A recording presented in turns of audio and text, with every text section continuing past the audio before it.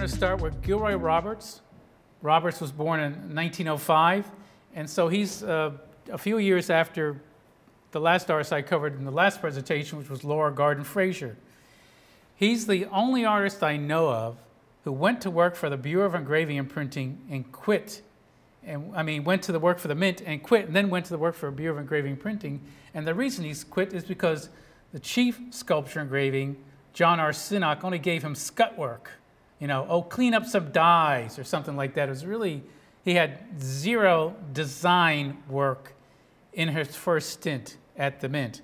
So he spent 6 years at the BEP, came back to the Mint in 1944. Sinnock died in 1947, and Roberts took over and then was officially appointed chief engraver in 1948.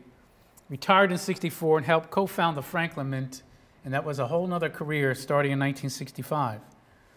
Here's some examples of his stamps at the Bureau of Engraving and Printing. Of course, stamps are not signed, so it takes a little bit more research to find out who did what at the BEP. And this is the third mint that he worked at for those 20 years. His first coin was not the Kennedy half by a long shot. His first U.S. coin was the Franklin half dollar. Of course, everybody says, what are you talking about? John R. Sinnock did the design for the Franklin half dollar, and my answer to that is, oh no. John R. Sinnock designed the Franklin half dime. This came about in the early days of World War II when they were looking at replacing the silver and the nickel. So he designed a coin that had a horrible history, and the design went into a drawer. And then after he died, Roberts found these designs and resurrected this for the half dollar. So through 1947, he was working on the designs, remodeling, and finally, in early 1948, it was released into production.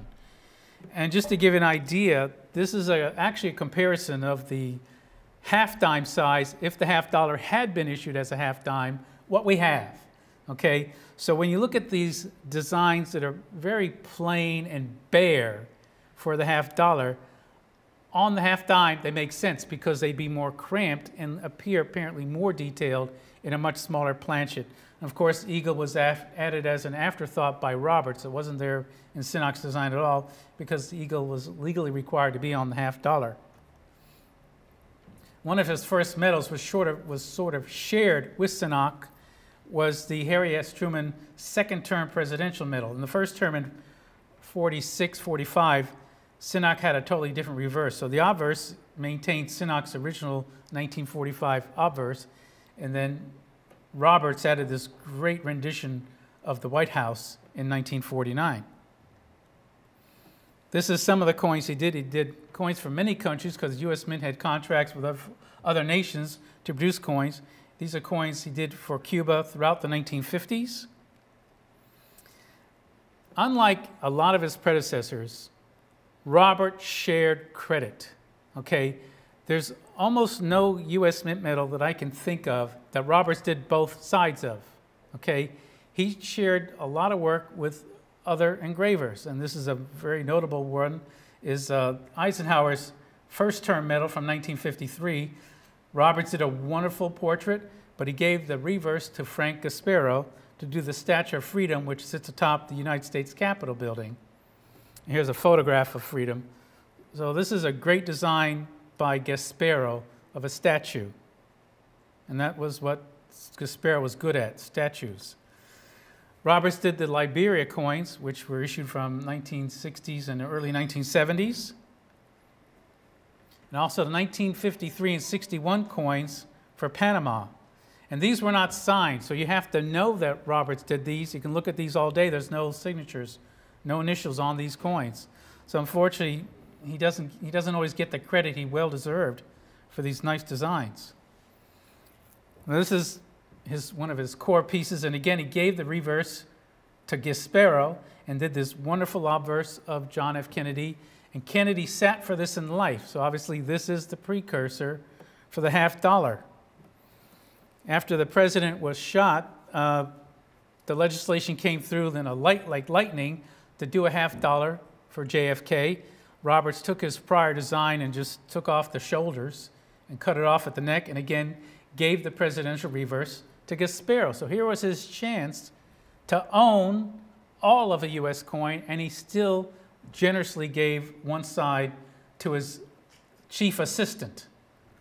And it's a gorgeous coin, and of course, as we know, this killed the half dollar as a circulating coin. Shortly after he made sure the half dollar got into production, he retired from the U.S. Mint. He was only 59, 60, and co-founded the Franklin Mint. The deal was he's chief sculptor engraver, but he gets to choose projects. So they don't have to wait for a law to decide on a project. He gets to choose projects. He gets to hire sculptors. He gets to assign people to the projects. And I became, in the later 1960s, enamored of Franklin Mint coins. And here I am, 42 years ago, at the Franklin Mint. You notice the lovely hair that I had. And I asked about that medal, that 8-foot medal. I'm about 5'6", I'm maybe a little shorter. I was 17 at the time. And it still exists. The Franklin Mint no longer owns this building, but the medal is housed in a museum. It has been housed in a museum. It still exists. Now I want you to notice this car in this live shot. It's the same car in this shot, in the same place. This was used in a Franklin Mint catalog in 1970-71. Here's some miscellaneous medals he did. He did during the 1960s for the most part. And the Robert Kennedy medal at the upper right is just typically a Roberts design. A lot of these, you can see the hallmark of Roberts' works. Roberts introduced the first modern calendar medal. He didn't invent calendar medals, but this was the first modern calendar medal issued by the Franklin Mint in 1967, and only about 500 were made. It's very scarce by modern standards. And I didn't know about this, but I found about the one that was issued for the next year, and I bought that at the age of 13. This was his second Kennedy work, or actually third now, was his fine art plaque, and it was huge, 19 by 14 inches, and over 30 ounces of pure silver. And each one was individually hand numbered and initialed by Roberts. Also during the around 1970, he did this series of Zodiac plaques. He also had done Zodiac medals, and they were done in bronze and silver, various sizes.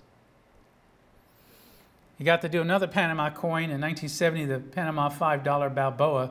And this was interesting because this was available at banks at the time and uncirculated, but the proof issue, which is shown here, you had to buy from the Mint, Franklin Mint directly. Roberts was a great birdist. He loved birds. So throughout the early mid-1970s, he did a series of Roberts Birds medals, about 5 a year for 6 or 7 years. Of course, the Franklin Mint and everybody else in the world had done presidential series, but this was the first series where you had either a 7/8 or full view of the presidents. And of course, we have the famous ones, and lo and behold, we've got his fourth Kennedy as part of this series. In 1973, he got to do the coins of the British Virgin Islands, so he had a full set of coins for a country, and they all had birds. It was a gorgeous set. The obverse of these coins had the classic portrait of Queen Elizabeth that was used on Canadian coins, so it's a very familiar tiara design. In 1973, he got his 5th shot at Kennedy on a 10th anniversary commemorative medal. This was 50 millimeters in diameter, a gorgeous coin. He started branching out more as he went into semi-retirement. Now he's 70 years old. And he did this, for the Franklin Mint, he did this huge eagle. It's 240 ounces of sterling silver.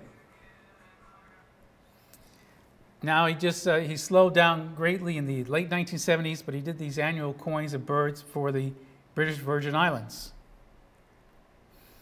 Probably one of his very last designs was his 1986 JFK 25th anniversary inaugural medal, and he's now 81 when he did this, and he still had his mojo.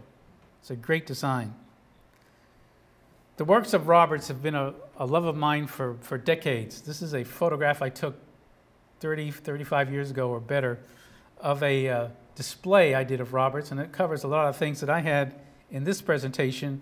And I noted even then the Roberts did the Franklin $50 way back when. So it wasn't exactly state secret, but a lot of collectors don't know it because he took no credit for it.